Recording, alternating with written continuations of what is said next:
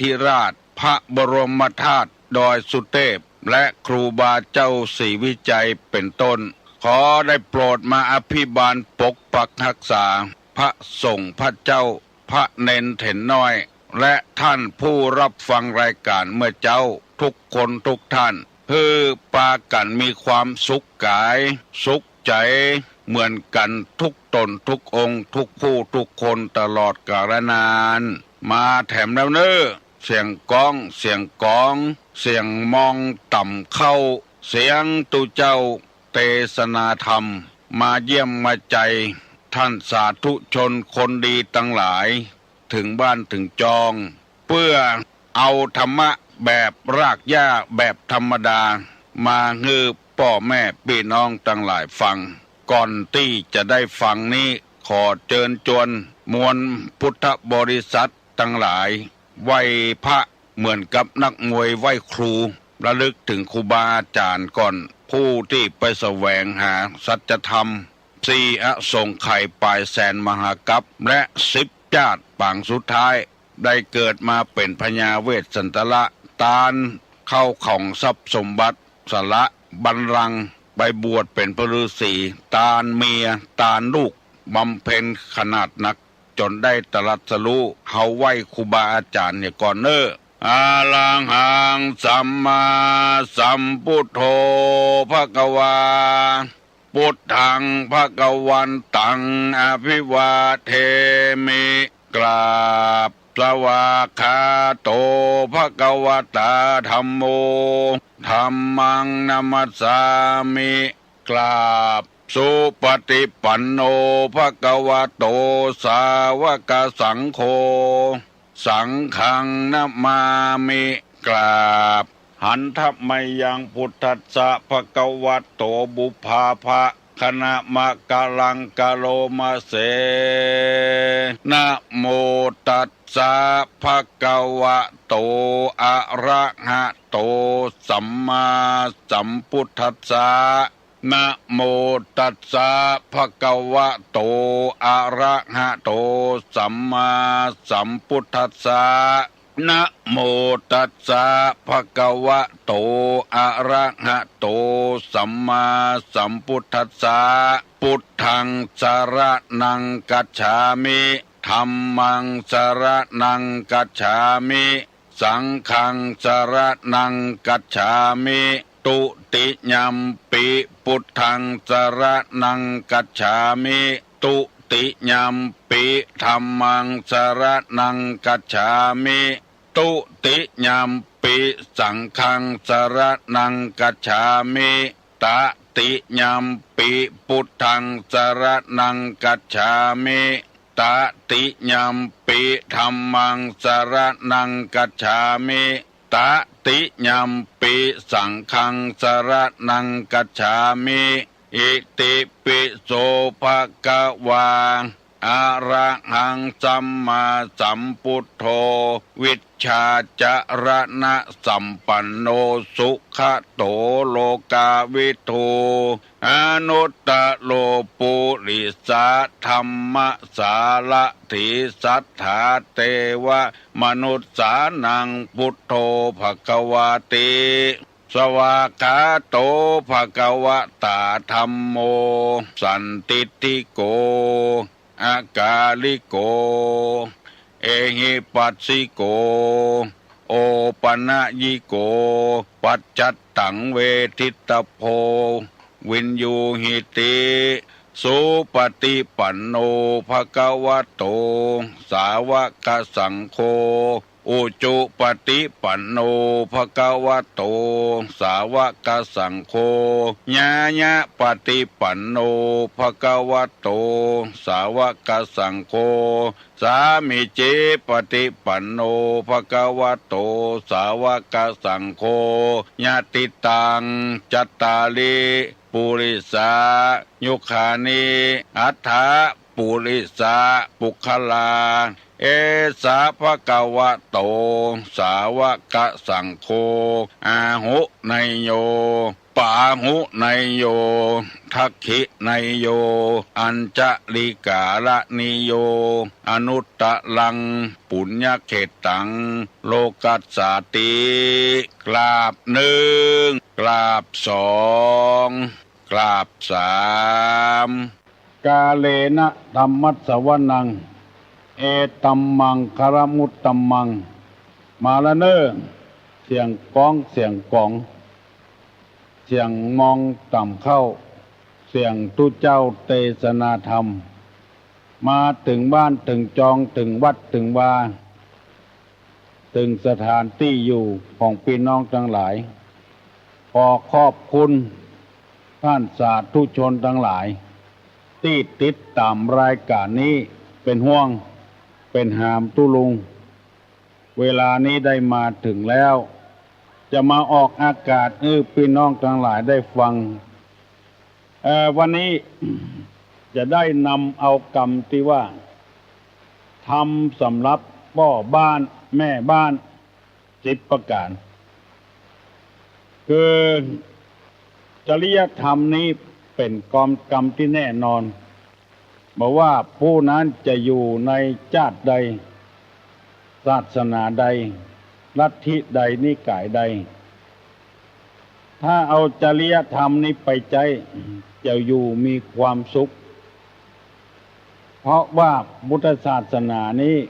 สอนให้คนพ้นจากความทุกข์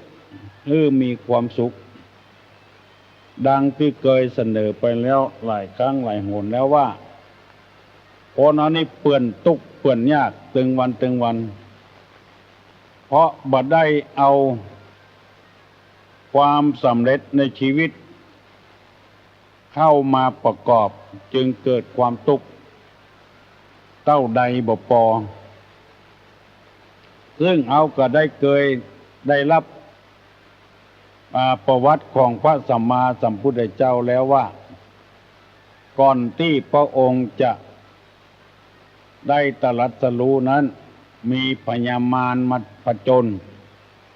คือความคิดสงสัยความคิดลังเลต่างๆมาผจญเกือบจะบ่ฮื้อพระพุทธเจ้าได้หูธรรมแล้ว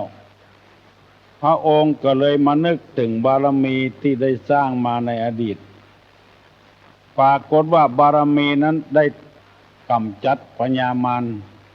คือความทุกข์ใจได้ออกไปเสียหมดคือหมายความว่าคนเอาผู้คนถึงวันนี้มีความสำเร็จมีผลสำเร็จมาแล้วเฮาบ่พอใจในผลสำเร็จของเฮาจึง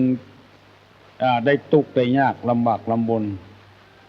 บางคนได้อยู่ดีแล้วได้กินดีแล้วมีบ้านมีจองมีเครื่องใช้ไม้สอยในบ้านในจองก็ได้อันใดก็สมใจแล้วเพราะความบ่พอใจจึงเกิดความทุกข์ขึ้นมามีวิธีใดที่จะกำจัดความทุกข์ใจถึงวันนี้ก็อาศัยน้ำธรรมคำสอนจริยธรรมคำสอนในทางพระพุทธศาสนาเพื่อจะมากำจัดความทุกข์ของเฮาให้เฮาได้มีความสบายใจพ้องเพราะคนที่บ่สบายใจทุกวันนี้ก็เพราะความบ่พอใจเฮาอาจจะบ่สบายใจอย่างอื่นแต่เฮามีผลสำเร็จอย่างอื่นมาแล้วเหมือนกับเอาหดน้ำต้นไม้เอาน้ำหดตั้งหากไม่ใช่ว่าจะได้กินหน่วยกินผลตั้งหากเอาอาจเอาจะได้กินหน่วยกินผลตั้งบนพุ่นอย่างบะลวกม่วงบะลำไยนี่เป็นต้นรดน้ำตีรากต้นไม้แต่ก็ได้กินหน่วยกินผลทั้งบนหมู่นี้เป็นต้นบุญที่เอาทำมามีมากเอาก็ได้สำเร็จบุญแล้วแต่เฮายังทุกข์ใจอยู่ผลสำเร็จในชีวิตจึงบ่เกิดขึ้นง่ายๆเมื่อพระพุทธเจ้าได้ถูกมารผจญพระองค์นึกถึงบารมีที่ได้ทำมาแต่อดีตชาติบารมีนั้นมาท่วมท้นพญามารต่างๆก็เลยอนทลายกลับหายไป ในที่สุดพระพุทธเจ้าก็ได้ตรัสรู้เป็นพระอนุตตรสัมมาสัมโพธิญาณเพราะฉะนั้นจึงใคร่ขอเชิญชวนท่านทั้งหลายสร้างบารมีไว้แถมอย่าไปใจอ่อนใจตายจะไปใจเสาะใจซอดสร้างไว้อยู่เรื่อยๆจริยธรรมพ่อบ้านแม่บ้าน10อย่างที่ตุลุงนำเสนอไปนั้นมี1ภายในอย่าไปนำออก2ภายนอกจะไปนำเข้า3รู้จักตอบแทนแก่ผู้ที่เคยให้ข้อที่4อย่าไปฮื้อแก่คนที่บ่ควรฮื้อเช่นคนขี้ค้าน5รู้จักช่วยเหลือทั้งฝ่ายพ่อเมียแม่เมียฝ่ายพ่อผัวแม่ผัว6บ่นั่งเฉยในเมื่อพ่อเมียแม่เมียพ่อผัวแม่ผัวทำงานอยู่ช่วยเพิ่น7บ่กินก่อนพ่อผัวแม่ผัวพ่อเมียแม่เมียได้อธิบายไปแล้วและข้อที่8ตื่นก่อนนอนทีหลังปรนนิบัติครอบครัวนี่ตามความเหมาะสมบ่ฮื้อมันหย่อนเกินไปบ่ฮื้อมันเบ้อเกินไปวันนี้จะเอาข้อที่9กับข้อที่10มาเสนอให้ท่านทั้งหลายฟังแถมข้อที่9ว่าฮื้อมีความเคารพยำเกรงพ่อผัวแม่ผัวพ่อเมียแม่เมียหรือผัวเหลี่ยมเมียเหมือนกองไฟหรืองูพิษทำไมท่านจึงว่านี่เคารพยำเก่ง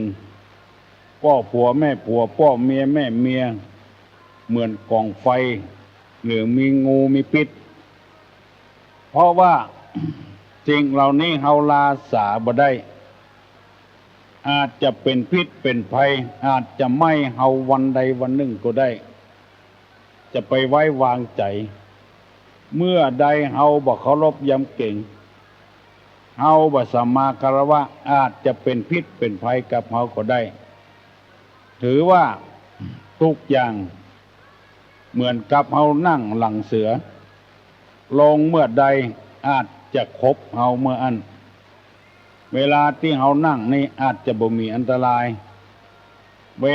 วลาเฮาลงนั้นจะมีอันตรายเพราะฉะนั้นพิจารณาเสียก่อนอาจจะวันใดวันหนึ่งอาจจะเป็นพิษกับเฮาอาจจะไม่กับเฮาข้อนี้เพิ่นเสนอมาว่าเฮาทำตลอดรอดฟังทำสืบเนื่องทำต่อไปถ้าเฮาบ่ทำต่อไปบ่สืบเนื่องมันอาจจะเป็นพิษเป็นภัยกับเฮาเหมือนกับบางคนที่โทรศัพท์มาหาตุลุงฟังถึงวันละคาดตอนไป4เจ้า5เจ้าก็เลยเป็นพิษเป็นภัยละคือว่าหงุดหงิดเครียดมาได้ฟังหมดนี้เป็นต้นขอเงื่อได้ระวังตลอดเวลาเพราะสิ่งเหล่านี้มันเกิดขึ้นได้มันอาจจะคุกคักได้มันจะดับได้เอาต้องฟังต่อเนื่องต่อไปการงานอย่างทุกอย่างมันจะดีขึ้นจะเหมาะสมขึ้นฟังต่อเนื่องไปเรื่อยๆอันเนี้ยที่เราทำอย่างบัดต่อเนื่องเพราะว่าอาจจะคุกคักไปพ้องอาจจะมีอุปสรรคพ้องมันเป็นธรรมดาตุลุงบ่ได้ไปไหนขาดไปเมื่อวันที่3วันที่1ถึงวันที่5วันบ่ได้มันฝนตกน้ำนองทั้งแม่ริมน้ำนองเลยไหลไปตามน้ำไปค้างอยู่ปุ้นตึกส่งปุ้นชั้น405ห้องที่นอนน่ะไปค้างอยู่ปุ้นได้5วันบ่ได้อดใจเอาคือเอาทำอย่างให้มันต่อเนื่องคือเคารพยำเก่งพ่อผัวแม่ผัวพ่อเมียแม่เมียเจือใด เมื่อลูนปุ่นป่ายมาก็ฮือเขาลบยำเก่งอย่างเก่าอย่างเดิมเหมือนกับไฟเหมือนกับงูมีพิษมันอาจจะมีเรื่องมีราวสักวันหนึ่งจนได้เพราะฉะนั้นพ่อออกแม่ออกบ่ท่าตกใจเอาทำคำสอนข้อที่เก้านี่ไปใจคนเฮามันเป็นไปอย่างนั้นเมื่อหัวทีแต่เข้าเนาะน้ำเนาะมันเข้าอาจจะบเนาะสกรรมอาจจะโกรธจะเกลียดจะจังเพราะฉะนั้นทำติดต่อเนื่องไปการทำบุญทำทานก็อย่างเดียวกันการปกครองคนก็อย่างเดียวกันอย่าไปใจอ่อนอย่าไปใจจางทำไปเรื่อยๆอุปสรรคย่อมจะเกิดขึ้นเสมออย่าไปวิตกอย่าไปกังวลมันเป็นไปตามธรรมชาติมันเป็นไปตามธรรมดาเพราะเคยได้เล่า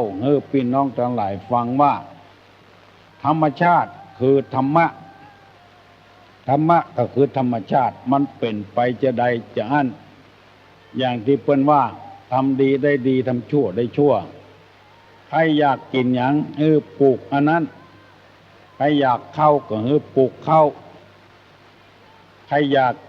พืชพันธุ์อันใดก็ปลูกอันนั้นหรือว่าไปซื้ออันนั้นถึงจะได้กิน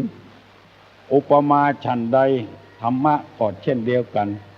ย่อมมีการอุปสรรคพ้องอันใดอันหนึ่งพ้องต่อสู้ต่อไปในชีวิตของคนต่อสู้ต่อไป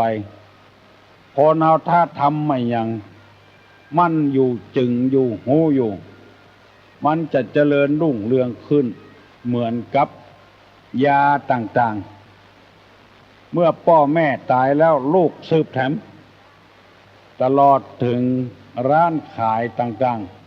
ๆปรับปรุงแก้ไขให้มันดีขึ้นอย่างมันหูเรื่องอย่างยานัดหมอมีนี่ลูกสาวหมอมีนี่สืบไปเรื่อยๆปฏิบัติไปเรื่อยๆมันอาจจะเป็นผลสำเร็จวันใดวันหนึ่งความสำเร็จในชีวิตของเราก็เช่นเดียวกันพยายามอยู่ไปคนก็จะหูตี้หูตางไปอยู่หั่นน้อยอยู่นี่น้อยคนบ่เคยคนเคยได้กินได้ใจบ่ได้ใจละเพราะเอาไปอยู่หั่นน้อยนี่น้อยข้อนี้เปิ้นเสนอมาว่า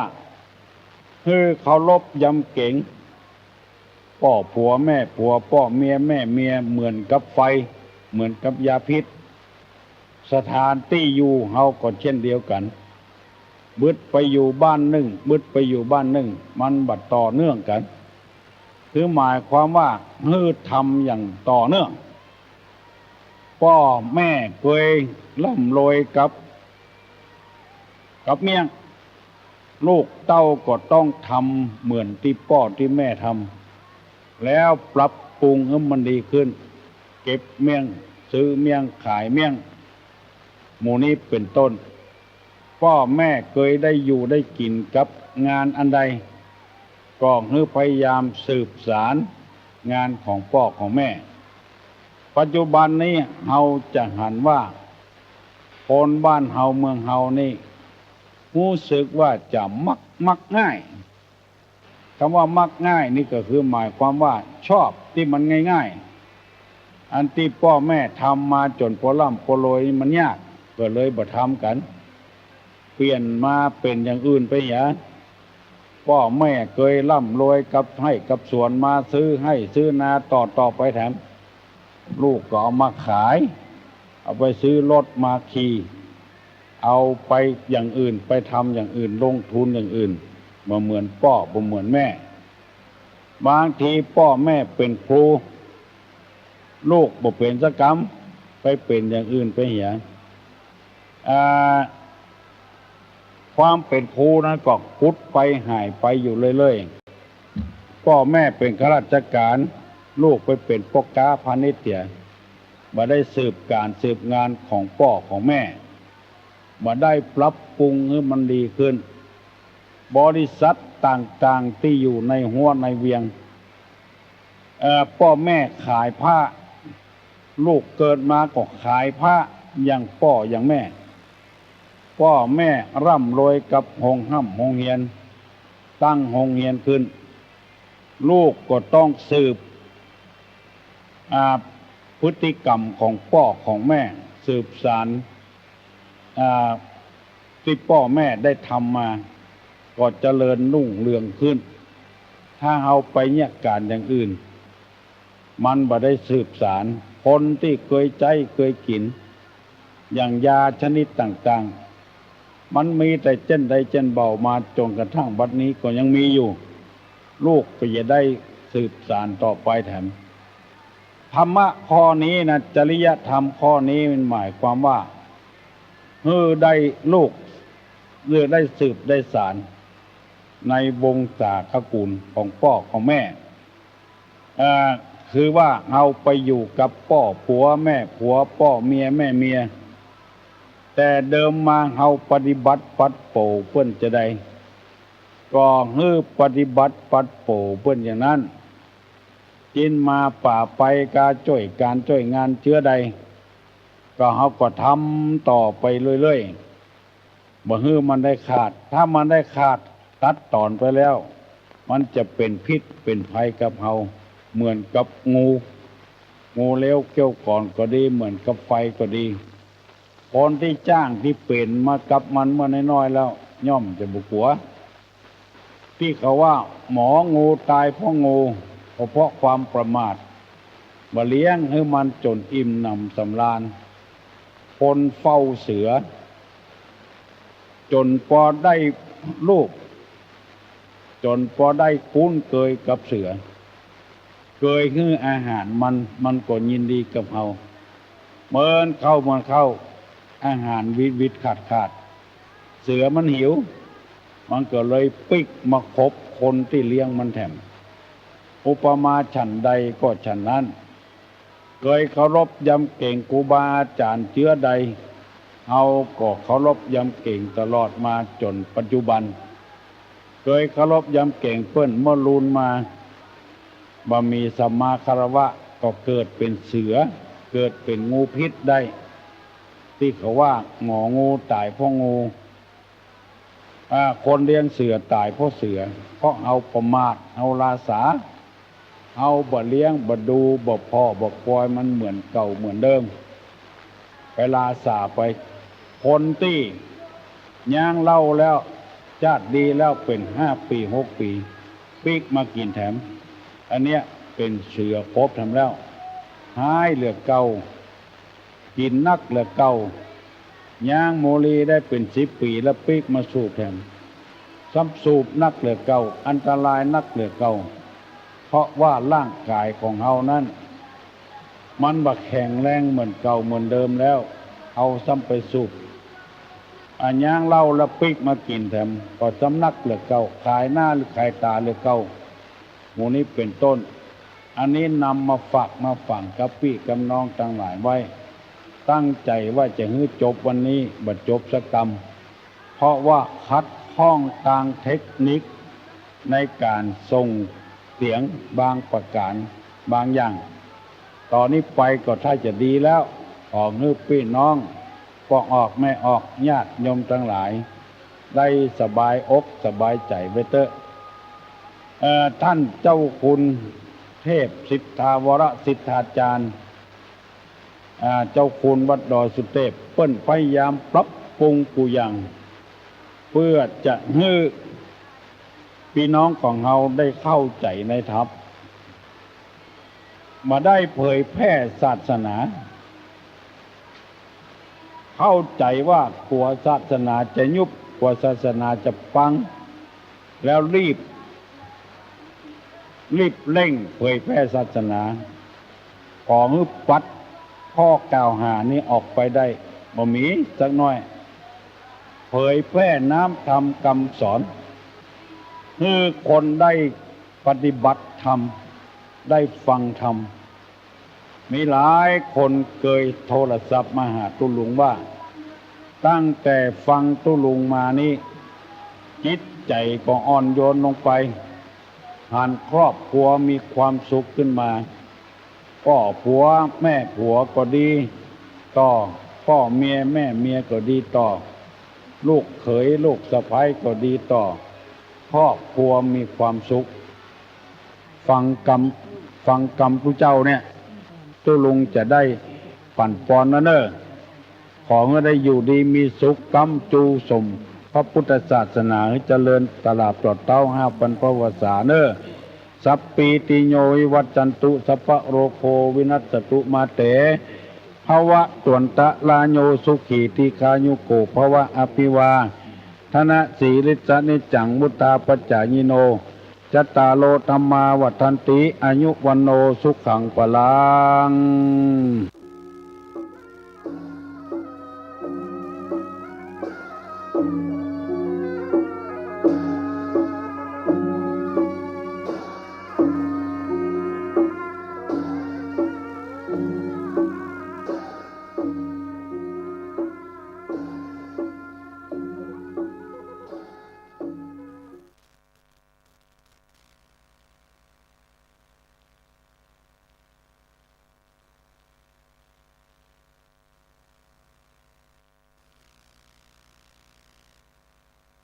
ธงชาติและเพลงชาติไทยเป็นสัญลักษณ์ของความเป็นไทย